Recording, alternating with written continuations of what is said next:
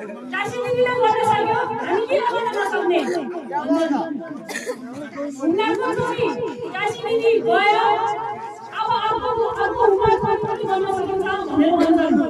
जीवनको कारणले यसपालि हजुरहरुको सबैजनाले युवालाई साथोस् परिवर्तनलाई रोक्नुहोस् भन्ने मान्छेले मतदान गर्नुहोस् भनेर भन्न चाहे भन्ने परिवर्तनको भन्ने हो मेरो चुनाव चिन्ह भन्ने हो र म यहाँ आउने कारण के हो भन्दाखेरि म व्यक्ति बनाउन आएको हैन काशी भन्ने जरुरी छैन मेरो पार्टी नयाँ पार्टी हो राष्ट्रिय स्वतन्त्र पार्टी भन्ने जरुरी छैन भन्न जरुरी छैन तर के गर्नु पर्यो भन्दाखेरि ढुङ्गा दिएर गर्नु पर्यो कागे गाउँको विकास हुनु पर्यो ठाउँमा घरमा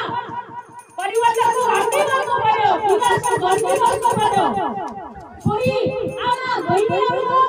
मुक्त हुनलाई शक्ति हुनलाई शक्तिशाली हुनलाई पनि घन्टी गर्नु पर्यो पुरुषको विकास हुनलाई पुरुषको शक्ति हुनलाई सबैजनालाई घन्टी